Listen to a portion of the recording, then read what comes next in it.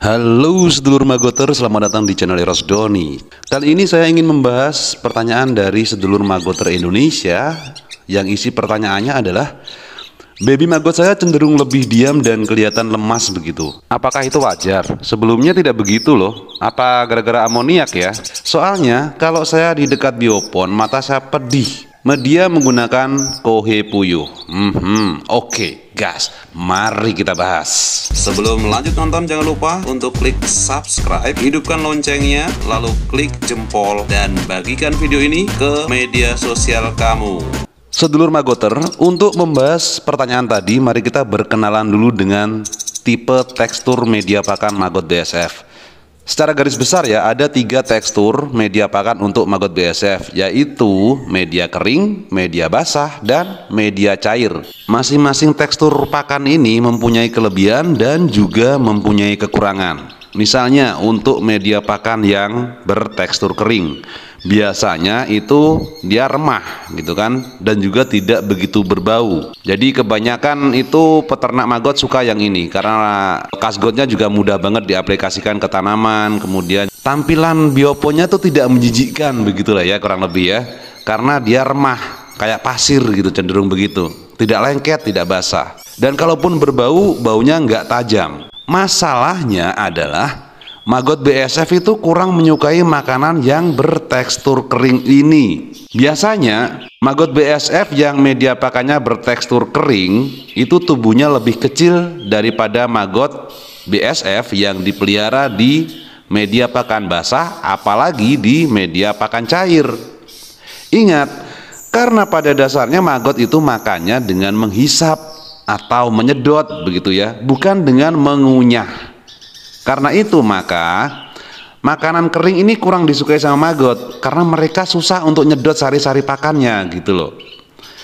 Tanda-tandanya itu pada media pakan kering itu akan banyak pakan yang utuh dan enggak dimakan sama magot, sehingga banyak tersisa di dalam kasgotnya.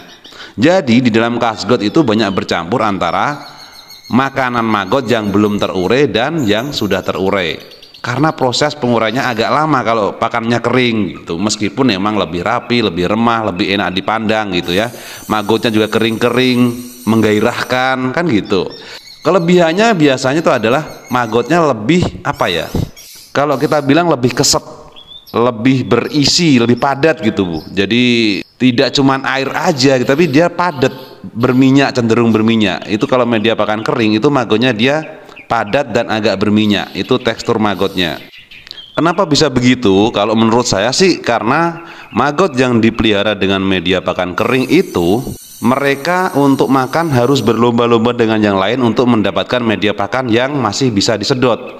Sehingga istilahnya kalau kita, mereka itu selalu berlomba, berolahraga dan harus diet, sehingga tidak obesitas, tidak gemuk, dan badannya singset. Seperti itulah kurang lebih ya, badannya singset. Nyatanya magotnya lebih berminyak dan lebih keras daripada magot yang dipelihara di media cair maupun basah.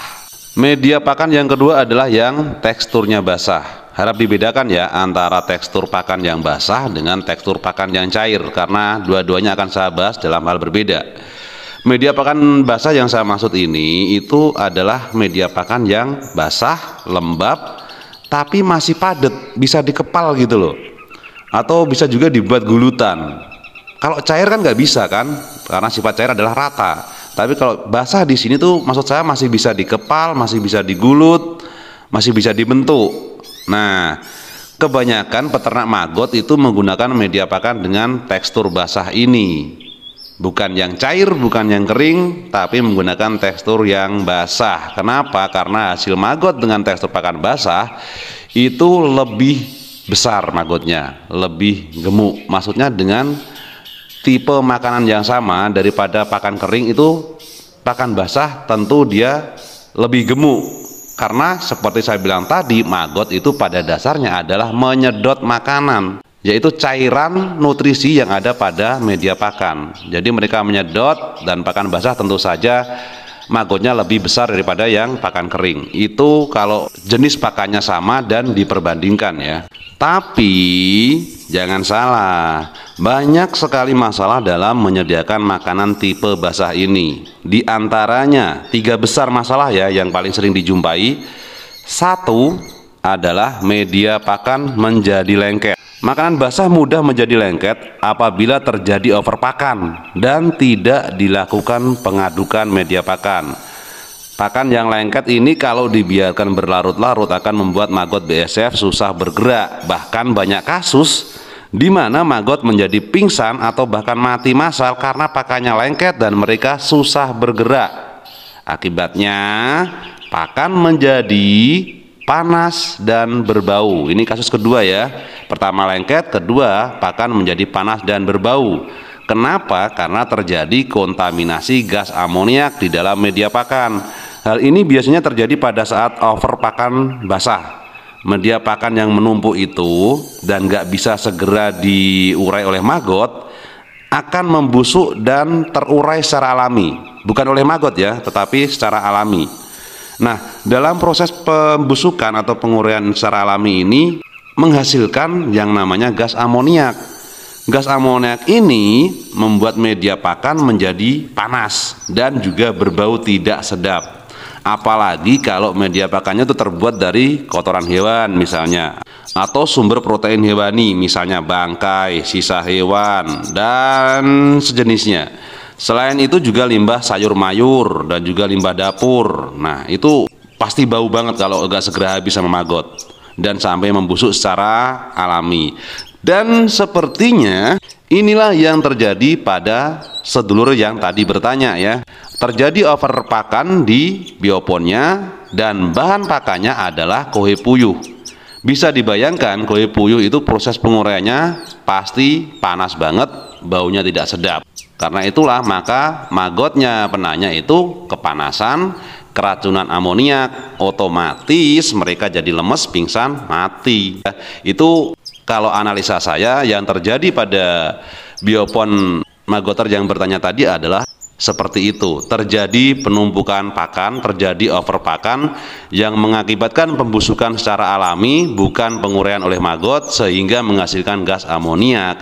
Dan karena itu terakumulasi mungkin tidak segera ditangani, media pakan panas, terlalu panas untuk maggot dan hasilnya ya wassalam, maggot menjadi lemas. Setelah lemas masih nggak ditangani lagi menjadi pingsan.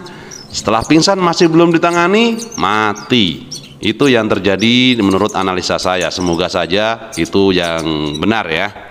Jika selain panas dan berbau masih ditambah lagi dengan lengket, maka jika dibiarkan berlarut-larut ya bisa dipastikan maggot akan lemas, pingsan, mati massal.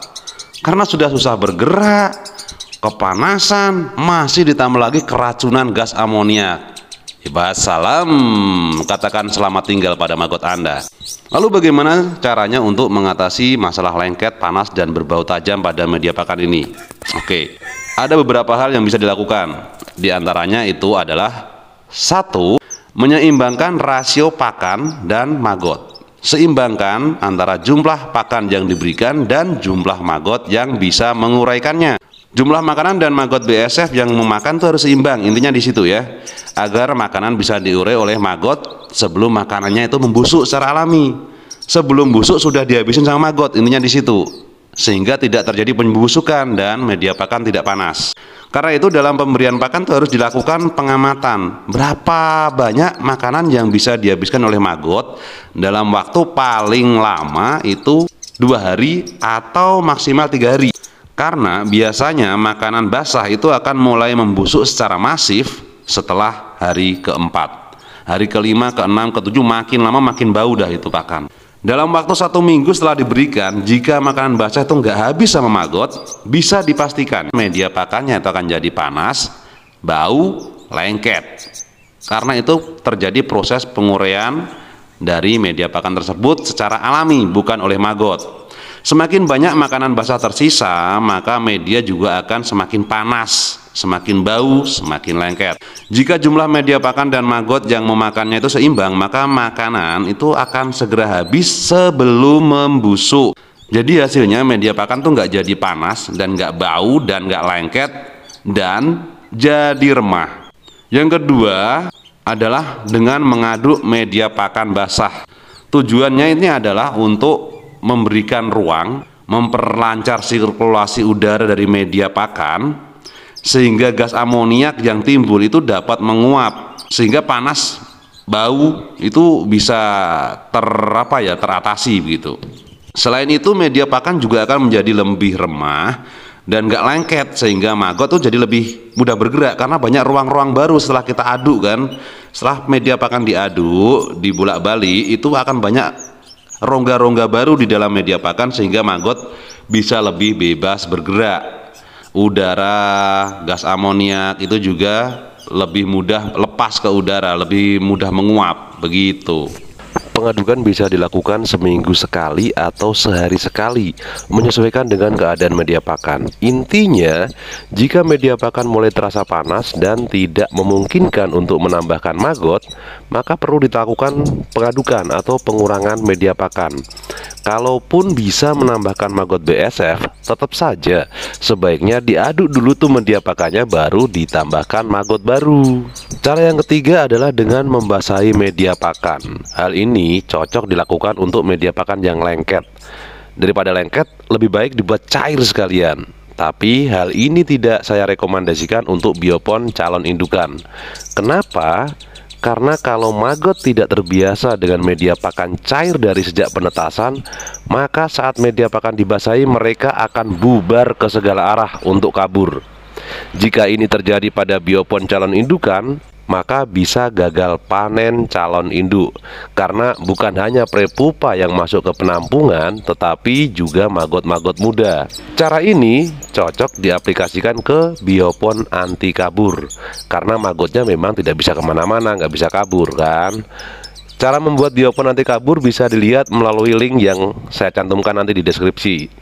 Cara ini juga cocok diaplikasikan ke biopon yang maggotnya memang direncanakan untuk pakan ternak, karena tanpa perlu repot-repot memanen manual, maggot BSF sudah kabur sendiri dari biopon dan masuk ke penampungan yang sudah disediakan. Cara keempat adalah dengan menambahkan media pakan kering bertekstur remah, misalnya bekatul, polar, dan ampas kelapa. Cara ini cocok untuk pakan yang menjadi liat dan lengket.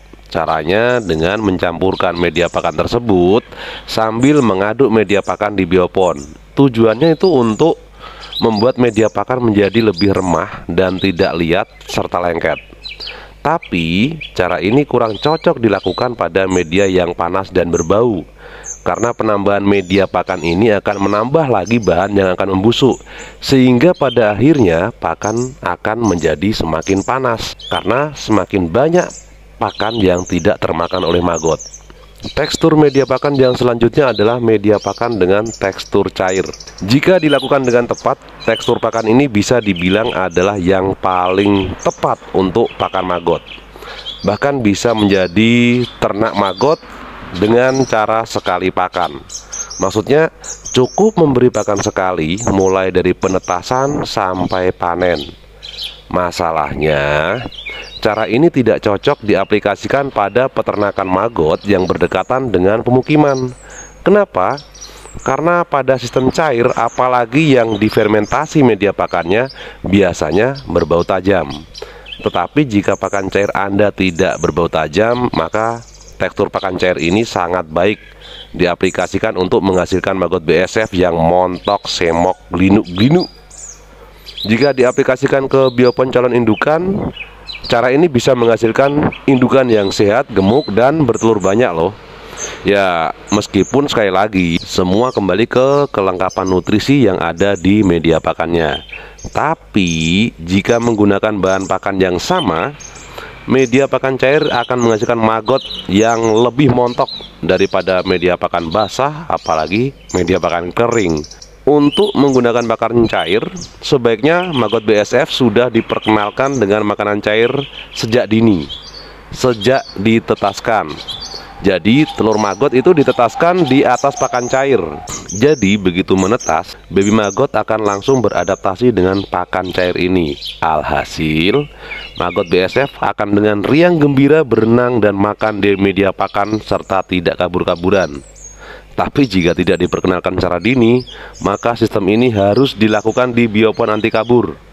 Kalau diaplikasikan mendadak pada biopon biasa, ya bisa dipastikan maggot BSF akan kabur kemana-mana mencari tempat kering, terutama untuk maggot BSF yang sudah menjelang masa prepupa ya. Begitu dibasahin tiba-tiba media pakannya, mereka pasti akan kabur.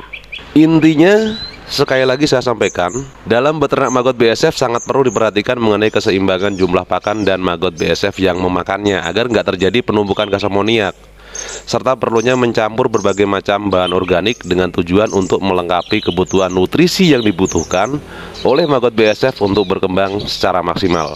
Semakin lengkap nutrisinya, maka semakin bagus pula kualitas maggot BSF-nya. Oke lur, itu pembahasan kita kali ini. Semoga bermanfaat ya. Jika berkenan silahkan tinggalkan jejak dengan klik like, subscribe, serta bagikan video ini agar semakin banyak yang mendapatkan manfaatnya, serta channel ini bisa semakin berkembang.